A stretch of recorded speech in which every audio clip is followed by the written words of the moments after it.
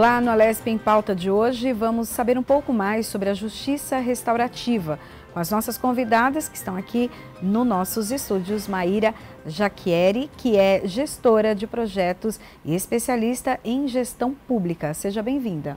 Muito obrigada, sejam todos bem-vindos, é um prazer estar aqui com vocês. Também temos aqui nos nossos estúdios Silvia Idal, que é mediadora e especialista em justiça restaurativa. Seja bem-vinda.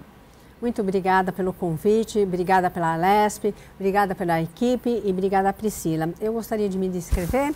Eu sou a Silvia Idal, eu sou branca, mulher, tenho os cabelos até os ombros, estou com um óculos vermelho, de armação vermelha, estou vestida com vestido azul e vou falar uma coisa para vocês, eu sou pessoa com deficiência. Eu tenho uma hemiplegia do lado direito. Muito obrigada. Que agradeço. Bom, para começar, vamos explicar um pouquinho o que é a justiça restaurativa, até a diferença dela com a justiça convencional.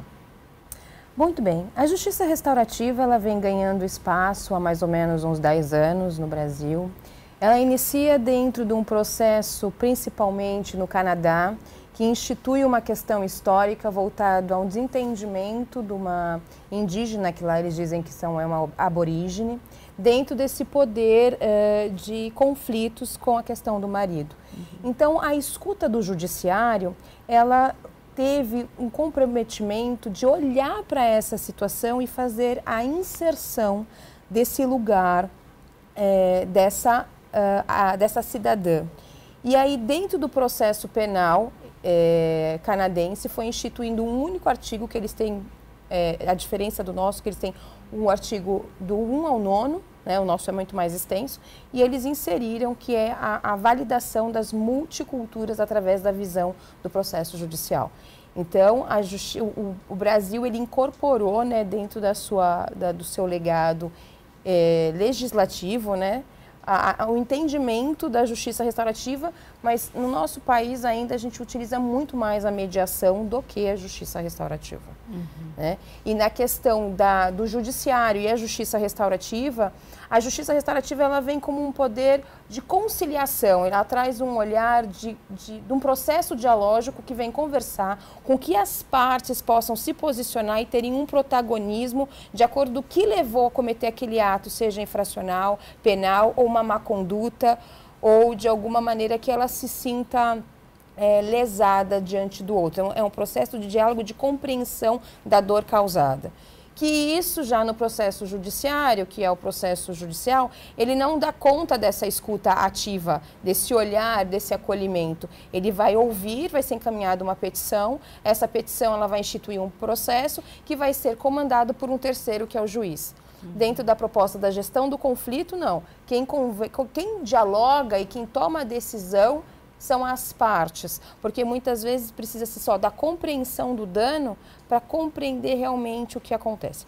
Um exemplo a vocês. Por exemplo, se a gente tem uma população, uma comunidade local que ela tem um furto de uma manteiga, de uma carne, esses pequenos, a hipossuficiência, né, que a gente diz.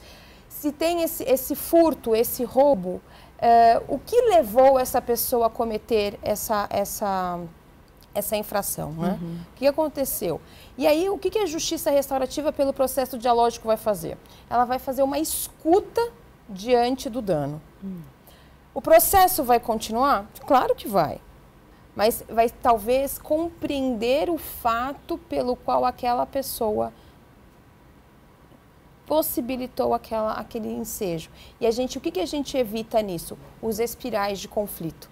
Porque dentro da justiça restaurativa, isso a gente tem a questão da influência muito bem do comportamento circular dos indígenas, né?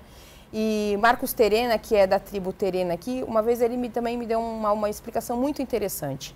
O que os indígenas eles fazem dentro do processo circular que vem ao encontro do Canadá, que nem eu estava dizendo? Quando há uma questão lesiva diante de uma das partes, não é só uma das partes que tem o problema. A família também passa a ter uma situação conflitiva dentro de casa. E a comunidade passa a ter uma situação conflitiva. Então, o que eles fazem? Eles chamam todos os atores, os que cometeram o ato lesivo, chama a si as famílias e a comunidade para entender aquilo. Então, o problema, ele não é só de quem cometeu, mas a gente desdobra nas relações sociais que tangem. Então, quando o outro escuta aquela situação, é num processo de consensualidade e de corresponsabilização do dano que a gente consegue, de alguma maneira, amenizar os conflitos. E a justiça restaurativa, ela cuida disso. Coisas que a justiça comum, ela não dá conta dessa ação de escuta, porque tange pelo papel apenas. Silvia, até como a Maíra falou, até uma prática mais da conciliação. Então, a justiça restaurativa ainda é algo novo, não é tão comum quanto a gente já começa a ver que a mediação se tornou? Priscila, é interessante essa sua pergunta, porque na mediação nós também temos um olhar restaurativo. E o olhar restaurativo na mediação não é o objeto, tá? Mas é sim aquilo que a pessoa, o valor que a pessoa perdeu, a necessidade dela restaurar, por exemplo, restaurar o empoderamento dela. Tá? Isso também são valores que são restaurados. Então, esse é um outro aspecto da mediação que entra nesse lugar. Temos sim a mediação restaurativa, que nós chamamos mais como os círculos restaurativos. Mas entra, e muitas vezes na mediação nós usamos sim métodos um pouco diferentes do que somente a mediação. E isso eu posso entrar com exemplos. Posso dar um exemplo aqui? Um caso que foi no Tribunal de Justiça que nós recebemos, eu recebi como mediadora, porque eu sou do TJ Central, mas veio do Ministério Público, eram 9 irmãos, tá? E uma pessoa que era pessoa idosa e tinha junto uma pessoa com deficiência. Bom, como atender? São várias as partes. O que restaurar? O que restaurar nessa família? Então, acabou se fazendo um círculo, como ela falou, chamar as partes, né?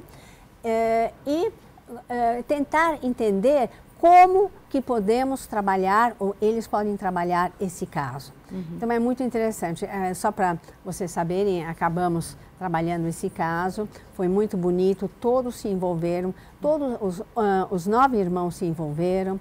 Então, todos fazem parte daquela situação conflitiva sistêmica. Então, é isso que eu acho que é importante, então a mediação também. E a mediação, ela cuida com uma delicadeza das questões da impessoalidade, né? Cada um cuida de si. Né? Você tem a questão da consensualidade, que as pessoas elas estão lá porque elas querem. Não existe nenhuma questão forçada para as pessoas estarem lá. E a questão também que é muito importante é a confidencialidade. Então, quando você entra dentro de um círculo de justiça restaurativa ou de um processo, de um diálogo de mediação, você também está entrando porque você está lá porque você quer.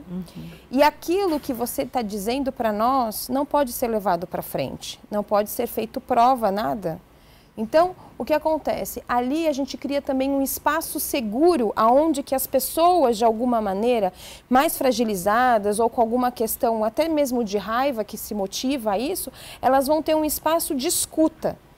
E isso vai sendo construído, esse processo, que é o acolhimento, que muitas vezes as pessoas não entendem a potência desse lugar, porque o acolhimento é aquele momento que você precisa dar vez e voz ao outro. Então, quando você dá vez e voz ao outro, ele protagoniza. Mas a verdade ali, ela é relativa, porque é aos olhos de quem está se olhando. Né?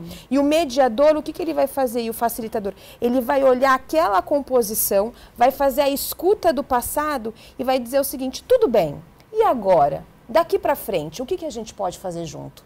Então, essa palavra, o que a gente pode fazer junto daqui para frente, é que muitas vezes vai modificar o cenário conflitivo para que eles possam juntos caminharem numa solução. Por que eu estou dizendo isso para você, Priscila? Porque muitas vezes as pessoas, elas querem muito mais ser vistas e ouvidas do que a chamada frase, eu quero justiça. Então, a frase carregada, eu quero justiça, é porque simplesmente ela está no anonimato, ela está escondida, ela não está sendo vista. Então, as pessoas, elas buscam esse lugar até mesmo porque elas precisam de um lugar para que elas possam trazer o que elas querem. Então, eu vou trazer uma situação também importante que eu passei, que acho bem interessante. O Brasil é um país plural e todas as nações, de alguma maneira, nós temos aqui. Então, cabe esse país laico, plural, de olhar para a pessoa na sua totalidade, assim como a Silvia colocou, nessa visão sistêmica também da pessoa. Nós também sou mediadora, mas em outro local diferente da Silvia, no qual ela é coordenadora, onde eu faço parte também, do NUIPA 3, a gente teve um atendimento no Sejusc do Fórum do Jabaquara, que veio uma família de estrangeiros ser atendido. E uma das questões que trazia é que a esposa queria a separação, porque vindo ao Brasil, ela viu que determinados comportamentos e atitudes que eram realizadas no país dela de origem confrontava com ela. E por um outro lado, o esposo não entendia porque ela queria essa separação, porque ele entendia que eram os hábitos comuns. Então, qual foi a capacidade do mediador? A capacidade do mediador foi entender a questão multicultural, a diferença de como se comporta o território sendo nosso e de quem está chegando, como é que se forma essa família, quais são esses interesses, quais são as necessidades econômicas, sociais e daquilo que elas trazem das suas questões religiosas, enfim, do seu país de origem, mas acima de tudo, fazer com que aqueles que estão chegando, que existe uma cultura, um território. E como se é esse território no Brasil. Então, foi muito difícil para o esposo compreender que existe uma legislação sobre a questão do feminino, né? Sobre a questão da defesa da mulher. E para a mulher dizer ao marido que ela não gostaria de estar naquelas circunstâncias. Então, a mediação, ela cuida deste lugar. Porém, ela dá também encaminhamentos de responsabilização.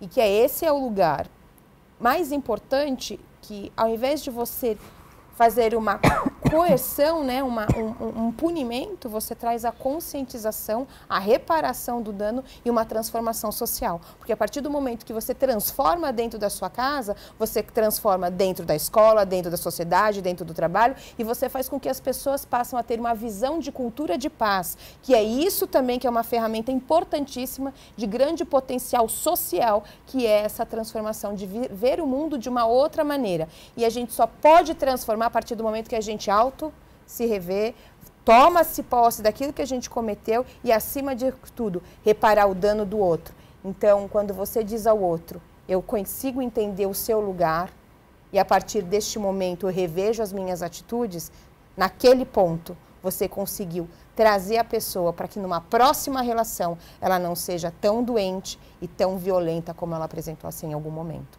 Então, essa é a capacidade dos processos de gerenciamento de conflitos. Agora, eu confesso que eu fiquei curiosa qual foi a orientação que vocês deram para o casal, porque realmente é um conflito muito difícil ali de lidar, um conflito cultural, principalmente cultural, né? Sim, é um conflito não só cultural, mas é um conflito de interesses, né? O primeiro que no país de origem dela, ela não poderia trabalhar. E aqui ela já estava tendo a sua independência econômica, fazendo os seus produtos, especialmente alimentares.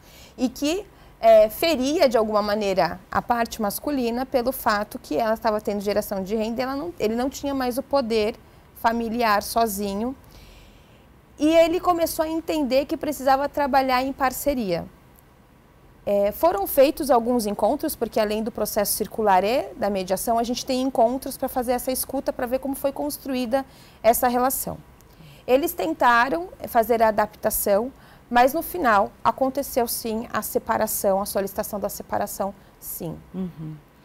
Silvia, quais são as situações em que é possível ter essa justiça restaurativa, a mediação, em quais tipos de conflito? Bom, eu gostaria de contar um pouquinho, então, vamos começar com a mediação. Né? Você fez uma pergunta interessante, qual foi a orientação de vocês? Então, vamos lá. Nós, mediadores, mesmo vamos dizer, na justiça restaurativa, nós não damos orientação. Nós criamos esse ambiente seguro que a Maíra já contou, que é um ambiente de confiança, onde a pessoa se sente à vontade para falar aquilo que ela precisa, né? As necessidades, e trabalhar as necessidades. Então, é esse o campo que nós trabalhamos. Aí, Priscila, o que nós não podemos fazer, né? O que não podemos fazer? Nós não costumamos trabalhar, isso em geral, quando existe um crime, crime catalogado, provado, tá? Então, nesse caso, nós não podemos trabalhar nenhum outro caso. Mas quais casos que a gente pode trabalhar? Todos, praticamente todos os casos onde há um conflito de interesse. É muito importante dizer que a solução, vamos dizer, judicial, ela pode ser uma solução judicial, porém o conflito pode permanecer. Quer dizer, os meus conflitos de interesse permanecem. Então, o que adianta resolver na justiça se eu não resolvi ainda o conflito? Tem um filme bastante conhecido do Kramer versus Kramer, isso é da época de 40 anos atrás, né, mais ou menos, e que mostra que a mulher ganha na justiça a guarda do filho, porém, quando ela tem a guarda, ela reconhece que o filho precisa estar com o pai, né? Então, qual era a necessidade dela? Poder, mostrar que ela tem poder na justiça. Tá? Quais os casos? Eu vou mencionar uma coisa interessante, Maíra, que eu vi num fórum que foi em Valência há 14 anos, mais ou menos, Fórum Internacional de Mediação, que trouxeram os casos das pessoas que estavam entrando na Espanha de outros países africanos e a problemática na escola, né? Então tinha mediação e às vezes a gente faz também a justiça restaurativa, mas como adaptar as pessoas na escola? E os professores conhecerem a história. Então, antes, na mediação, como na justiça restaurativa, muitas vezes a gente precisa saber o passado daquela família, o passado, o que aconteceu no passado, quais foram os traumas do passado. Quando a gente expande na mediação, nós temos várias mediações, pode ser mediação civil, familiar, empresarial, enfim, nós temos muitas, inclusive com a qual eu trabalho bastante, com pessoas idosas e com pessoas com deficiência, que é no Ministério Público, e trabalho com todas as demais mediações possíveis, né? Então, qual área é possível? Todo lugar que tenha conflito. Tem áreas maiores, né, que nós chamamos mais de resolução consensual de conflitos coletivos envolvendo políticas públicas, que também são mediações, porque em Harvard era conhecido como um de largo espectro. O pequeno era a mediação conciliação e de largo espectro são essas maiores, onde você tem mais partes, mais atores que estão nessa mediação, né? E você tem casos muito interessantes, tanto no Brasil, só para vocês saberem, no Rio Grande do Sul, nessa enchente, nesse drama que aconteceu, o Ministério Público fez um trabalho maravilhoso de resolução consensual de conflitos coletivos lá. Tá? E foi interessante um caso que as pessoas estavam num abrigo, já tinham colocado num abrigo, que era uma universidade, e a universidade tinha que operar novamente. Como tirar essas pessoas da universidade é um trabalho, porque as pessoas não querem, elas se sentem seguras, de repente, naquele lugar. Puxa, agora eu tenho que sair. Então, você precisa dar esse conforto para essas pessoas, para elas poderem falar assim, bom, como que nós vamos sair? O que você precisa para sair dessa? Você precisa de segurança, tá? Isso é uma coisa importante. Nesse caso que aconteceu, foi relatado agora recentemente no Conselho Nacional do Ministério Público, semana passada, esse caso do Rio Grande do Sul, que foi um trabalho magnífico. Tá? Temos muitos exemplos que podem ser aplicados, foi aplicado no Amazonas, casos do Amazonas, no Brasil inteiro. Tem outros exemplos. Você mencionou um caso que pode ser religioso, uma coisa assim. Teve um caso de resolução consensual de conflitos coletivos, um caso interessante também religioso, foi abate de animais para serviços religiosos. Porque você tem a Constituição que diz que todas as religiões precisam ser respeitadas. Uhum. Como é que então, mas de outro lado, você não pode matar os animais? Como que você vai fazer isso? Uhum. Como falar com as pessoas, entender o que essa religião quer dizer, tá? Entender o passado histórico, a importância desse ritual, uhum. Tá? E como fazer com que esse abate seja um abate também dentro das políticas de um abate, políticas públicas de um abate, né? Então, são coisas interessantes que acontecem, que não adianta falar assim, olha, se você fizer novamente, né, justiça, fez, você vai levar uma multa, vai fechar o estabelecimento, vai fazer assim. Entenda a história, né? E aí o outro entender que o animal sofre, tá? Então, entender o outro lado. Uhum. E quando a gente fala de mediação, muito aqui, é entender o que o outro precisa. Tá? E nós, mediadores, entendermos isso, a necessidade. Uhum. Isso é muito fácil de dizer assim agora, mas nem sempre é tão fácil para o mediador fazer esse trabalho. Imagina. Então, várias áreas aqui que posso mencionar de mediação. Inclusive, existe, eu vi isso na Argentina, mediação com reféns. Né? Então, você tem uma situação de terrorista, você tem um grupo, normalmente é um grupo da polícia, que tem um grupo de mediadores, é mediação com reféns, não sei exatamente reféns, é o que a gente usa por aqui. Obrigada pela correção, reféns. Uhum. E como é que você vai fazer essa mediação? Eles estão nervosos, o terrorista, quem pegou o refém. Uhum.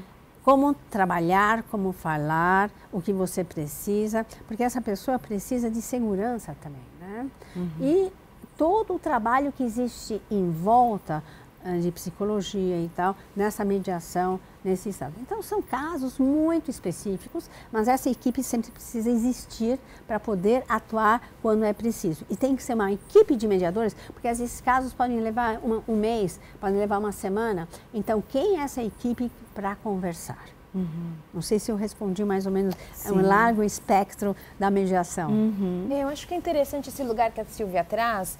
Então, ele é bem amplo, mas assim, tanto a justiça restaurativa quanto a mediação, ela pode estar num desentendimento de vizinhos. Eu tenho um exemplo muito interessante, que a gente atuou com justiça restaurativa, mas a gente entrou com a justiça restaurativa, mas ela se tornou uma mediação, que foi da seguinte forma. Quando existe a venda, né, do condomínio, 3, 4 torres, nós temos a questão das vagas. Tá? Uhum. E essas questões das vagas é por sorteio. Só que existe uma legislação que tem que ter uma porcentagem destinada para pessoas idosas e para pessoas com deficiência. Uhum. E naquele momento, qual era o conflito? O conflito não era sobre o sorteio da vaga, era entre uma pessoa idosa e uma pessoa com deficiência que queriam a mesma vaga.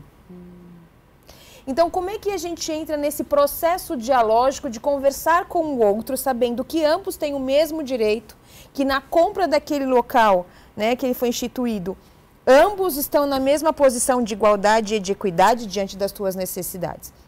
Foi quando a mãe, né, nos procurou, porque tem o filho com deficiência, dizendo que a pessoa idosa estava na vaga que poderia ser dela, por uma ordem de sorteio, que ela seria a pessoa privilegiada diante do sorteio. Então, o que nós fizemos? Nós chamamos para dialogar com a administração do condomínio. Uhum. Como que a gente poderia resolver esta questão?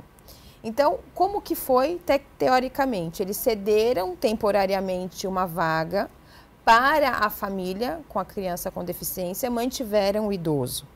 Porém, eles remanejaram e entenderam que o privilégio daquela vaga que estava com a pessoa idosa deveria ser com a pessoa, da família da pessoa com deficiência, porém colocaram elas lado a lado. Tanto a família da pessoa idosa ficou com uma vaga, como a pessoa com deficiência ficou com a vaga. O importante é a gente entender que nem sempre quem está no ato do conflito pode ser o grande responsável. Então, o que tanto a justiça restaurativa e a mediação faz? Ela traz o terceiro, que não está visivelmente participando, para que ele faça parte dessa corresponsabilização. Portanto, o direito das partes estavam equivalentes, só que quem precisava resolver e trazer a responsabilização era a administração do condomínio. Então, essa é uma realidade. Um outro lugar que a gente pode trabalhar também, as escolas. A Silvia tem vivências principalmente com pessoas com deficiência e eu também. Então, assim, como a gente traz a pessoa com deficiência? Então, assim, muitas vezes, aonde está o conflito? Está no transporte. A partir do momento que uma pessoa com deficiência ela não tem a garantia do direito de ir e vir, que está na Constituição, você já está impedindo ela de um direito. A partir do momento que uma pessoa que não tem o transporte não pode fazer uma consulta, você está violando um segundo direito. A partir do momento que não existe uma pessoa apta para atender esta pessoa com deficiência que não teve o transporte, que não que foi licenciado esse direito de chegar até o lugar, não conseguir tratamento, você tem uma piora na questão do desenvolvimento dela. Sim. Quando a gente vai para a escola, que hoje está muito se usando a questão da inclusão, né? Como a gente tem um Estado inclusivo. Como a gente vai ter um Estado inclusivo se os profissionais precisam de um aparato? A partir do momento que uma mãe leva o seu filho com suporte 2 de autismo numa escola e essa escola não tem uma acessibilidade adequada, digo de entrada mesmo, não só de adaptação de entendimento escolar, existe um conflito ali. Quando você tem um problema com o seu animal, que você mora em casa porque ele late, o vizinho reclama, você tem um outro problema ali. Quando você bate o carro, você tem um outro problema ali. Então, por quê? Que eu acho interessante, eu acho isso apaixonante, desculpa até eu estar estendendo, né, Silvia? Eu gosto muito desse lugar. E eu acho que as pessoas precisam entender que o conflito, ele faz parte da vida da gente. E ele é o potencial para que a gente possa se ver como humanidade. Humanidade, não ser humano, mas a humanidade que é o único bicho na Terra que possa sentir isso pelo outro. Então, é neste lugar que a gente pode entender que a evolução está no conflito. E esse conflito, ele precisa ser dialógico. E eu não preciso amar você. Eu só preciso te respeitar na sua totalidade. Então, a questão da pessoa com deficiência, a questão da pessoa idosa, ela tem que ser uma luta e uma causa de todos nós. Porque é uma frase que eu escutei e eu acho isso muito potente e eu levo para todo lugar que eu vou. Que é assim, Maíra, se o filho de X não brincar com o meu filho, que é atípico, não tem inclusão. Porque o meu filho só vai brincar se o outro brincar com ele. E essa educação tem que vir de casa. Então, quando você olha para isso, você percebe a corresponsabilização. E a justiça restaurativa e a mediação e outros meios de gerenciamento de conflitos, eles trazem isso à tona. Se não tem conversa no primeiro anseio familiar, que é a família, como a gente vai conversar na escola? E o terceiro, como é que a gente vai conversar numa sociedade? A gente já vem doente. A gente precisa conversar. Verdade. Bom, nós vamos fazer um rápido intervalo e daqui a pouquinho nós vamos conversar também sobre os impactos, tanto da justiça restaurativa quanto também da mediação, até para desafogar um pouco o judiciário. Daqui a pouquinho a gente volta.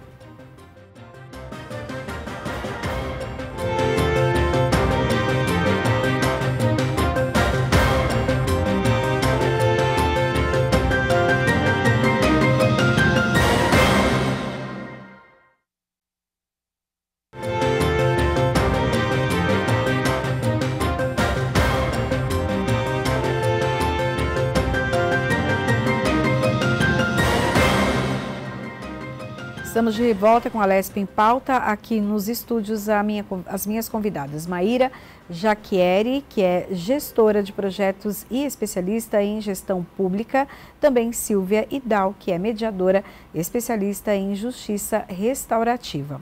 Bom, para a gente voltar um pouquinho, até para a nossa conversa e ficar bem claro, essa diferença entre a justiça restaurativa e a mediação, Maíra, explica para a gente como que é feito assim, como que é o processo, como que é a conversa, é numa sala, junta-se todos, é individual, como que é? Bom, primeiro que ela inicia da voluntariedade, então a gente tem 2 caminhos aí. Então, qual é esse caminho? Eu tenho um conflito, eu posso ir até o Sejusc, né, relatar essa minha necessidade, ou até mesmo o Ministério Público, que aí a Silvia pode dar mais explicações sobre o MP. Você vai até esses 2 locais e solicita a mediação, né, vou falar da mediação primeiro, solicita a mediação, muito bem. Essa solicitação ela é voluntária, os responsáveis pelo Sejusc vão fazer um agendamento, é necessário que você passe as informações da outra parte, o telefone, contato, vai ser feito um agendamento, esse agendamento vai ser correspondido, vai solicitar a presença dessa parte para estar dialogando. Então As 2 partes precisam estar em acordo em participar da mediação ou não? Elas querem a mediação ou uma parte só pedir já é suficiente? Não, porque a parte tem que ser voluntária. Então, assim, se faz o convite ao outro a estar fazendo parte de uma sessão de mediação. Tá. Se uma das partes não quiserem, a mediação ela não acontece. Ok. Então, aí você tem um outro lugar que tem uma questão do processo. O processo, tanto o promotor quanto o juiz solicitam a mediação e aí se é feito a mediação. Claro que quando você tem uma solicitação do poder público, existe uma força maior de participação, mas não necessariamente uma obrigação. A mediação, ela parte da pessoa, dos envolvidos, ou ela parte do juiz? Bom, depende, né? Depende. Da onde? Então, eu queria falar um pouquinho como é que vem isso, né? Então, nós temos aqui 2 órgãos, né? Nós temos o tribunal, nós temos aqui de justiça e nós temos o Ministério Público. Tanto faz. Nós temos os NUIPAs no Ministério Público e nós temos os Sejuscs no tribunal, tá? São 2 órgãos que, vamos dizer, recebem os casos para mediação, ou seja, recebem casos. Quando o promotor ou o juiz vê que pode se dialogar, é uma questão de diferenças que podem ser conversadas, tá? Então ele indica, é uma indicação de para uma mediação que for. Isso pode acontecer tanto, vamos dizer, no início do processo, como também já quando o processo acabou, que já houve casos que o juiz viu que acabou o processo, já foi, mas indicou a oficina de parentalidade porque o conflito ainda permanecia. Então, ele indicou. Então, existe a possibilidade de você fazer uma indicação de mediação mesmo após o conflito não, a ação ter terminada, tá? Porque o conflito permaneceu. Então, isso aqui é uma coisa interessante. A mediação, tanto quanto a justiça restaurativa, tem alguns princípios, né? A Maíra já falou o princípio da confidencialidade, da voluntariedade, da imparcialidade. São alguns dos princípios que nós utilizamos. Então, nós não podemos estar comprometidos com uma parte, conhecer essa parte, ou enfim, ter negócios com essa parte. Nós não podemos fazer. Então, nós estamos impedidos de atender esse caso. Pode acontecer. Tá? Eu queria ainda passar um pouquinho para nossa primeira conversa aqui, que foi comentado a justiça restaurativa e a mediação nos casos de inclusão escolar. Nós temos 2 casos que eu gostaria de mencionar. Um que é do Tribunal de Justiça, que veio o caso, e a escola. Então, nós convidamos, quem que nós convidamos? Então, isso também é uma coisa interessante. Quais são as pessoas que precisam ser convidadas? Primeiro, aquele que deu entrada com o processo. Né? Aí chamar, que nem a Maíra já disse, ou outro que tem conflito. Aí perguntar quem mais você gostaria que fosse chamado. Porque às vezes tem que ser a diretora da escola, a psicóloga da escola, um amigo, enfim. Quem mais precisa ser chamado? Nesse caso, não foi justiça restaurativa, mas foi uma mediação. E nós tivemos que chamar todos, entender o que estava acontecendo. Porque a escola tinha todos, vamos dizer, todos os profissionais para atender essa inclusão, que foi uma inclusão do transtorno do espectro autista. Tá? Muito bem. Acontece o quê? É uma outra coisa. O que acontece dentro da família? A família às vezes não quer participar, por quê? Porque a mãe quer cuidar dessa criança e não quer que essa criança vá para a escola. Isso nós também temos. Ah, a criança é obrigada a ir para a escola? Sim, ela é obrigada. Mas se a mãe não leva, vai fazer o quê? Se o grau, vamos dizer, de dificuldade da mãe levar essa criança para a escola é extrema, e como você vai obrigar alguém a fazer isso?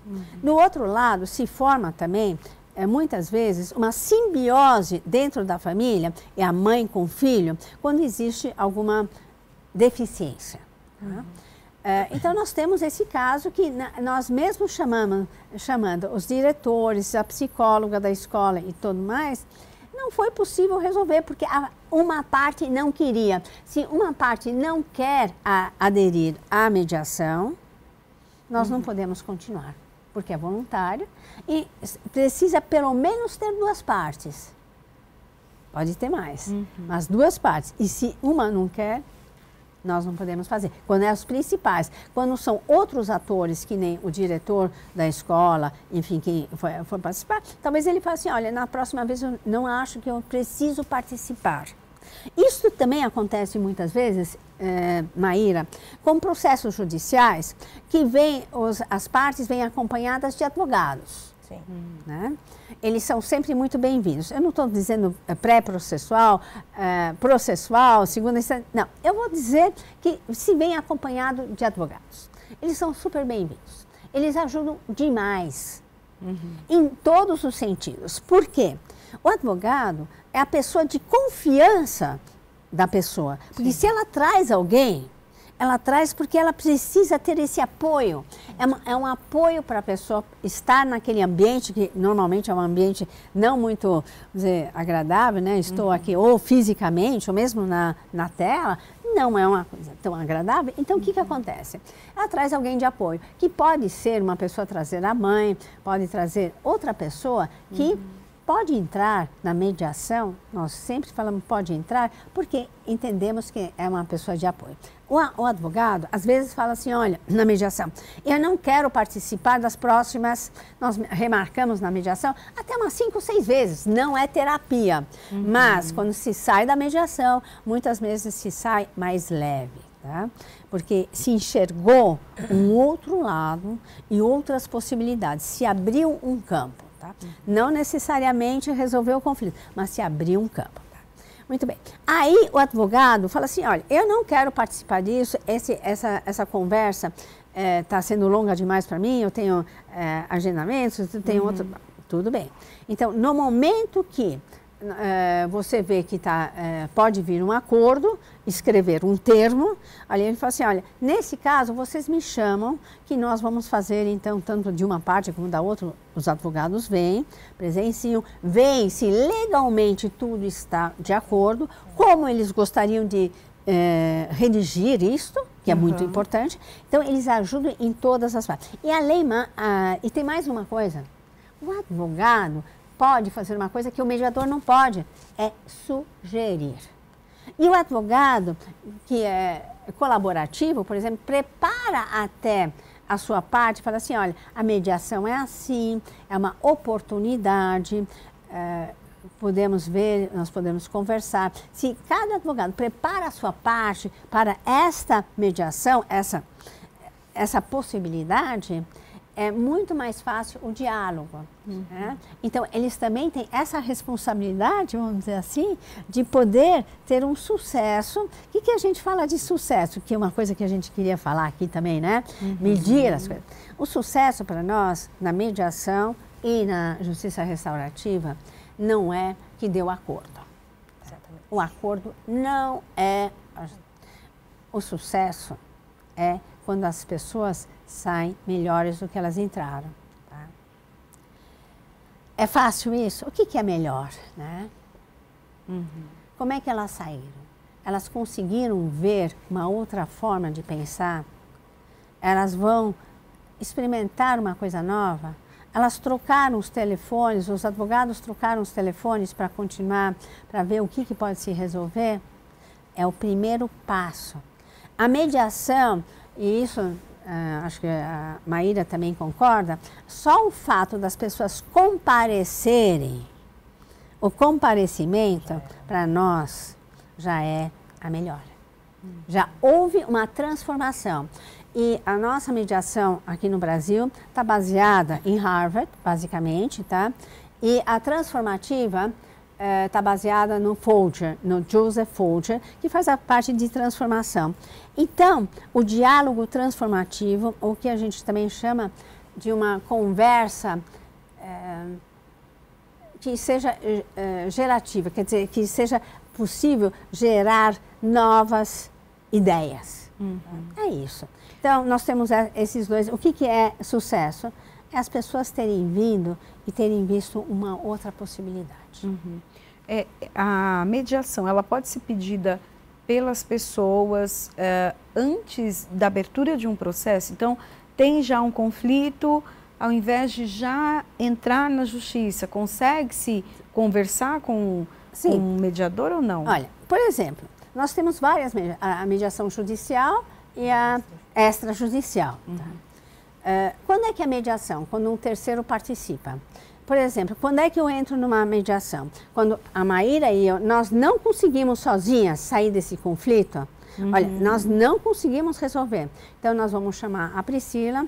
Assim, Priscila, nós não conseguimos sair desse conflito. Então, nós entramos numa mediação.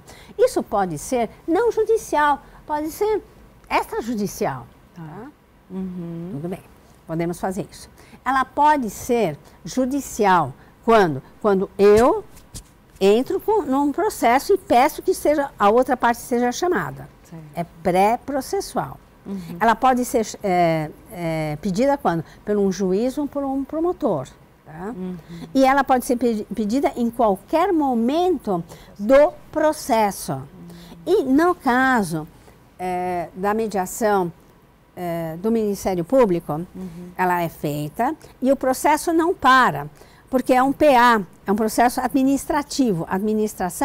A mediação entra como um processo administrativo, que é feito, que a gente faz a mediação, e o processo continua, o processo administrativo continua. Ele não para que nem um processo, por exemplo, no judiciário. Tá? Então, são algumas diferenças. E uma coisa importante que eu queria dizer, em termos de sigilo, de confidencialidade. Quando nós falamos em resolução consensual de conflitos coletivos envolvendo políticas públicas, a publicação é obrigatória. Então, ou seja, não existe mais o sigilo, a confidencialidade. Então, são coisas diferentes que a gente pode abrir, porque não, deve abrir. A palavra deve abrir, porque é público. Tá? Os entes públicos estão presentes. Então, a publicação, a televisão, quem quiser pode participar desses eventos de mediação da resolução consensual. E Maíra, qual a diferença então da mediação propriamente dita para a justiça restaurativa? Sim, elas caminham muito próximas, então eu vou fazer um paralelo para a gente poder chegar nessa diferença. Então, quando você tem a solicitação da justiça restaurativa e da mediação, elas podem iniciar ambas pelo Sejusc, tá? E aí, a partir deste momento, ela vem como um processo extrajudicial, assim como foi colocado pela Silvia. Nessa questão, você tem a pré-mediação. Na justiça restaurativa, você tem o pré-círculo.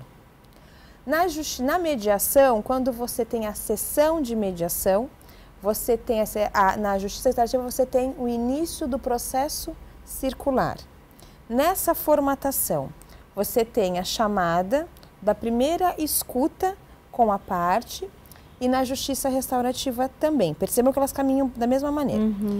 Na mediação, você vai chamar as partes. Na justiça restaurativa, você vai ouvir as partes de forma individualizada. Na mediação, você tem todo um procedimento que você vai poder chamar as partes, mas você pode aplicar o rapport, que é um momento que você pode fazer uma escuta individualizada ou não, porque ambas têm uma metodologia diferente, mas o procedimento ele é muito parecido. Só que o que acontece neste lugar? Neste lugar é que a justiça restaurativa ela tem o processo circular e com uma metodologia, por exemplo, com o bastão da fala. Então, o que é o bastão da fala? Muito bem, você aqui, eu estou te olhando, você está com o celular na mão, certo? Muito bem. Esse daí pode ser o bastão da fala, assim como pode ser o meu óculos e assim como pode ser o óculos da Silvia. Nisso daqui, nós temos uma estruturação aqui dentro da justiça restaurativa, que a gente vai trazer objetos nos quais fazem referência àquele conflito que foi trazido. E aí você vai compor. E ali você vai trazer sentimentos, você vai trazer fotografias, você vai trazer livros, parte pedagógica de sensibilização. E aí vão ter perguntas norteadoras no qual vão fazer você, por uma metodologia direcionada, a compreensão do conflito. Então, quando for passado o bastão da fala, eu vou te fazer uma pergunta simples. Priscila, como é que você chega?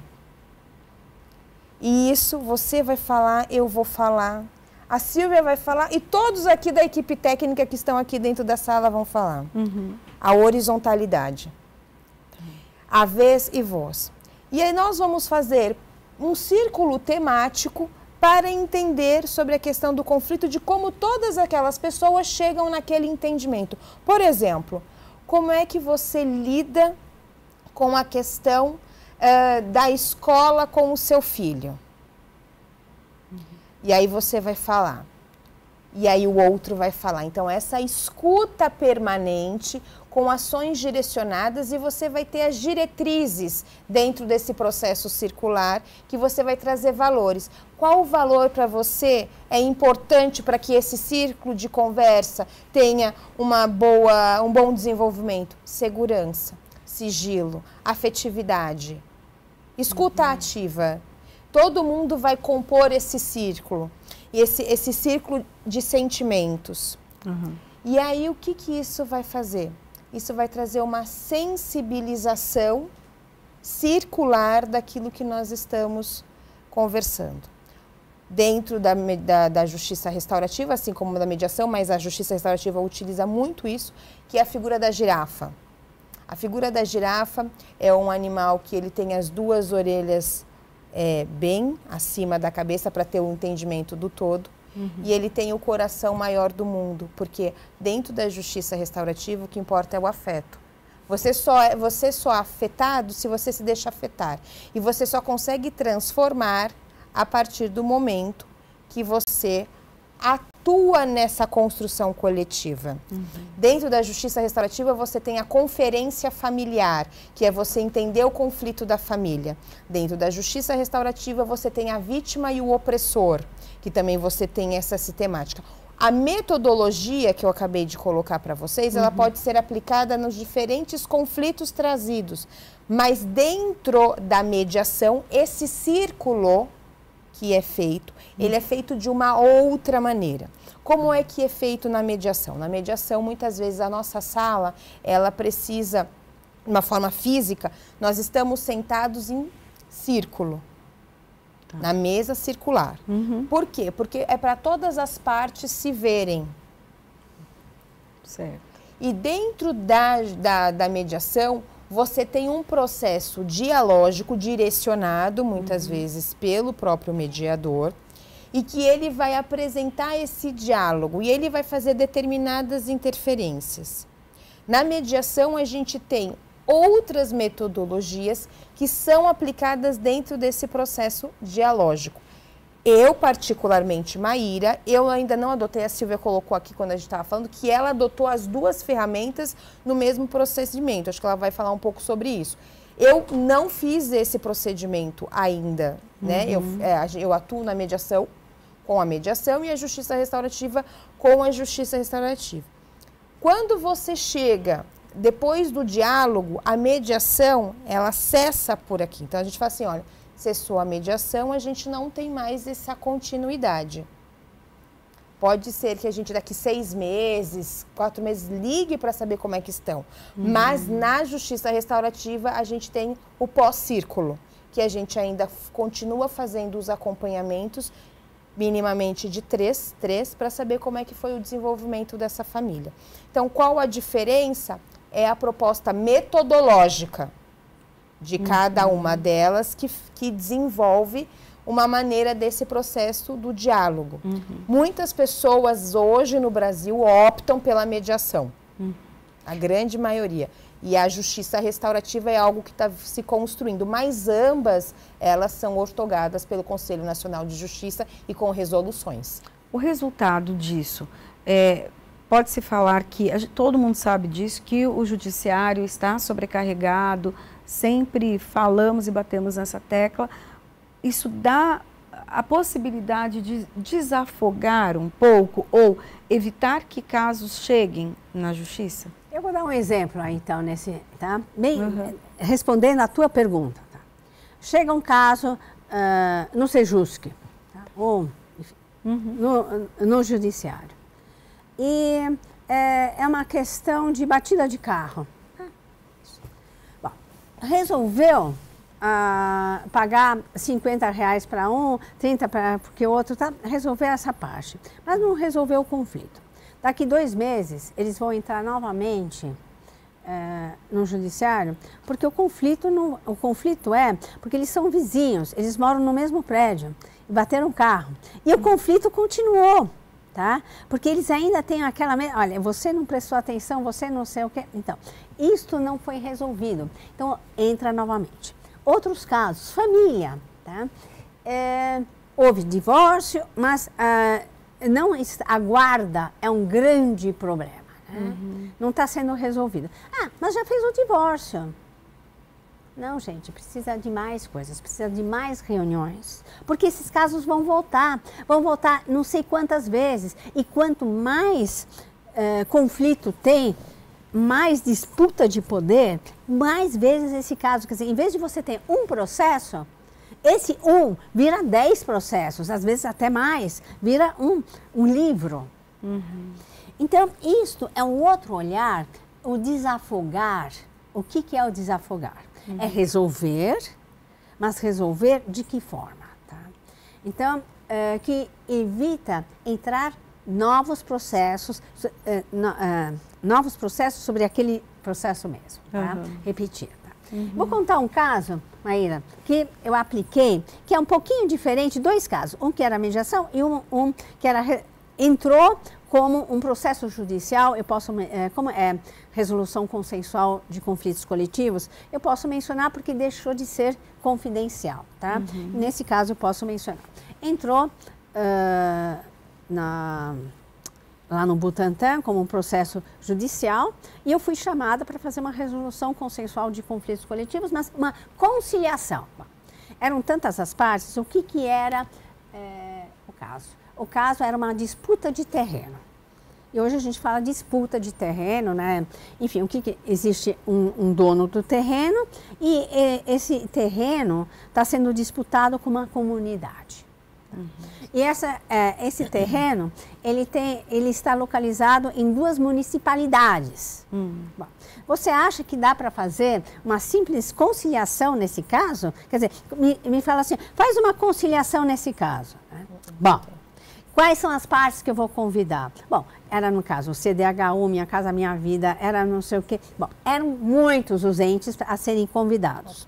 De repente, eu estava na sala e era para fazer uma conciliação, viu, Maíra? Conciliação com tantos entes naquela sala, você perguntou aonde que nós vamos fazermos uma mediação? Idealmente, naquela mesa redonda. Mas isso é ideal. Pode ser num barquinho no Amazonas, não tem outro lugar, vai ser lá. Nesse caso, foi uma sala bastante ampla. O que nós fizemos? O que eu fiz? Bom, com tanta gente, com tantos advogados, com tantas pessoas aqui, com a representação da comunidade 1, representação da comunidade 2, os advogados. Bom, peguei, falei assim, olha, nós vamos fazer o quê?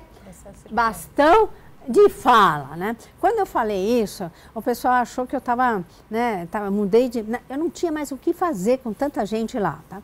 Bastão de fala. E fiz o seguinte, comecei a falar assim, olha, qual que é a sua necessidade? Se escreve num papel, tá? A sua necessidade, aquilo, uma palavra, o que mais você quer que seja feito aqui, que vai resolver para você. Qual que é a sua necessidade? Todos escreveram. Num outro papel, eu falei assim, agora você vira, mas você vai escrever qual que é a necessidade do outro, que você acha que o outro está aqui, o que ele quer. Né? E isto foi uma coisa muito interessante, porque trouxe, vamos dizer, o básico. Ambas queriam segurança. A casa é a segurança.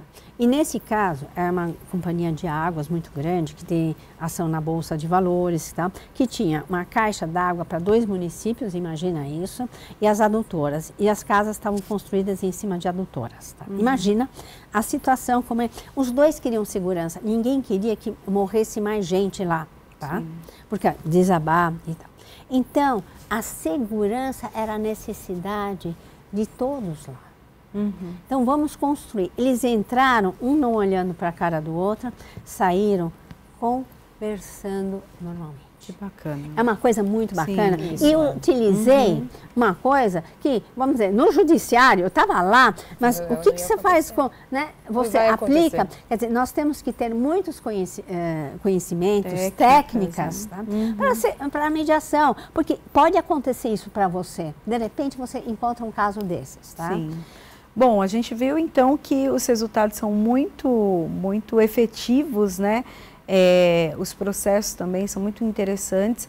Nosso programa já acabou, né? O nosso tempo terminou aqui. Eu quero agradecer as minhas entrevistadas e também pedir, se a pessoa tiver o interesse de fazer uma mediação ou entrar já com a justiça restaurativa, o primeiro passo? Procurar o SEDUSC, é isso?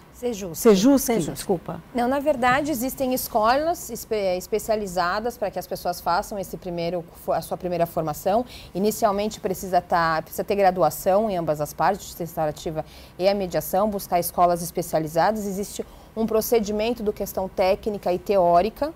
E aí os estágios eles podem acontecer em centros, né, em núcleos, no Sejuscs e em câmeras privadas, né? E aí eu faço um convite, né, para que a gente possa se aproximar mais. Existe o Núcleo de Justiça Restaurativa na cidade de Osasco, onde eu faço um movimento, sou coordenadora de lá, e a minha proposta é tanto levar a mediação e a justiça restaurativa. Então, aqueles que estiverem interessados, apareçam, vai ser um prazer receber todos vocês e conversar muito com cada um de vocês, porque é uma proposta, só para finalizar, que você falou sobre a questão dos impactos. Os impactos, eles são muitos, mas o principal que hoje é um olhar mundial. A ONU, ela traz a Agenda 2030, ela traz 17 ODS para a gente estar conversando. E todas elas precisam de processos dialógicos, sejam da mediação e da justiça restaurativa. Então, eu faço um convite para que as pessoas parem de estar no litígio e passam a ser muito mais consensualistas. Muito obrigada pela participação, então, de vocês. O Alesp em Pauta fica por aqui e a gente se encontra na programação da Rede Alesp. Até o próximo programa. Tchau, tchau.